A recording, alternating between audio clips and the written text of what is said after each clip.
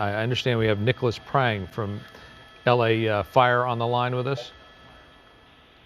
Nicholas, are you there? Thank you for having me. You bet. Before we get to that question, can you first tell us about what's happening with the firefighters? We understand there are multiple injuries. Yes, we had 10 firefighters on scene responding to an auto fire with this tractor trailer initially. And as you were mentioning, an explosion occurred once we were on scene, and approximately 7 firefighters have been injured. The preliminary number, there's still folks being evaluated on scene, but at least 2 of those were critical, and I haven't got an updated count, but 3 were transported to the hospital right away, and some other ambulances have also followed behind with additional firefighters. Nicholas, have we heard anything about the person driving that truck? I haven't heard word.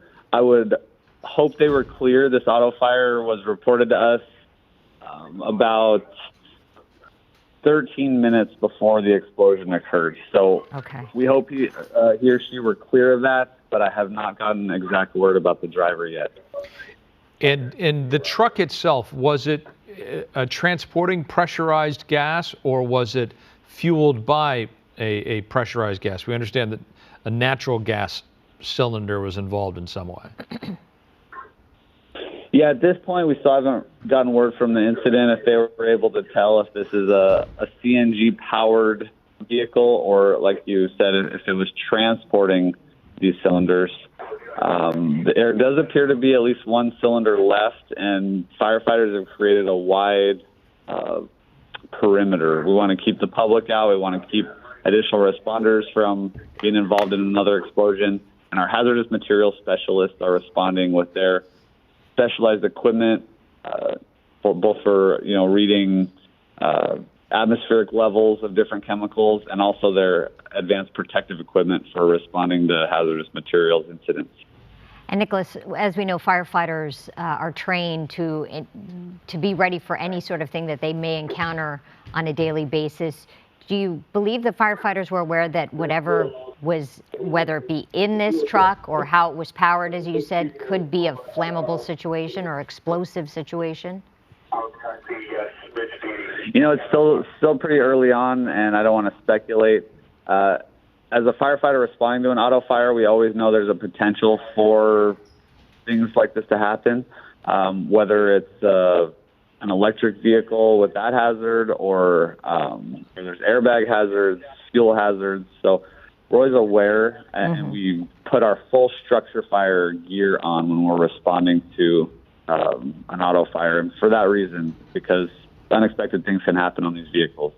You mentioned that there is 1 remaining cylinder that it may be fueling the fire that we've been looking at. We see the debris strewn all around this from the initial explosion.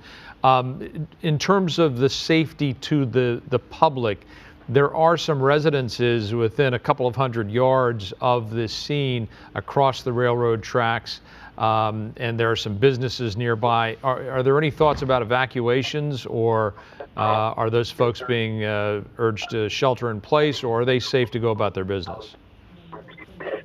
I haven't been notified whether those nearby businesses were occupied or not. When you say there's homes, a couple 100 yards away, that's a pretty good distance. If we don't know what the hazardous material is, we start at 330 feet, and that's the initial perimeter, and we can adjust once we get some more information. And so, that first 100 yards is a pretty good safety barrier, and I haven't heard of any residential evacuations. We do see some, it looks like LAPD in that neighborhood right now, and it's unclear what they are doing other than perhaps setting up a perimeter. Yeah, it looks like they're putting police tape up to make sure that people do not go any closer than, and maybe it's more like 100 yards, not 200. But it looks like they're simply taping off the streets to say, do not come in this direction, because obviously if the firefighters are keeping a distance, you want to make sure the public is also away from that scene. Absolutely. So we're working with our partners at LAPD. We obviously, if there are people over there, we want them to stay inside. Sheltering inside your home is much safer than coming outside, and especially those that are trying to see the incident and walking closer and walking outside, that's going to increase their level of danger. So, those police officers are assisting us there by putting that tape up, and hopefully residents will take that warning and stay away.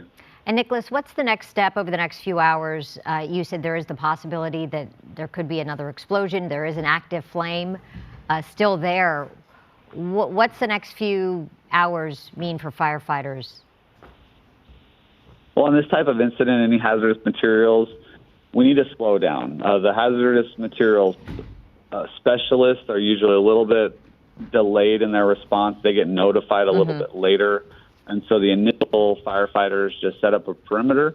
And now that perimeter is set up, if another explosion does go off, there's a lot less danger because we've already cleared the area. They have an idea of the size of the first explosion and can make some decisions based on that. So we just slow down. We know another explosion may occur, but we're taking the precautions to make sure no one else gets. And is there a protocol to fighting a natural gas fire in a pressurized cylinder like this? Do you, certain kinds of fires you apply foam, certain fires you use copious amounts of water, other fires you remove the oxygen from a situation. What is the protocol for this, or do you just let it burn out? Yeah, this one, it's one of the strategies is to let it burn out, and whatever if it's a flammable gas and it's coming out, if it's on fire, it's burning itself off. If it's not on fire, it may still be in the area, which can be an invisible hazard. So a lot of times on these, if they're off-gassing on these cylinders, it's okay if it's on fire. That's actually going to keep it from accumulating in the area.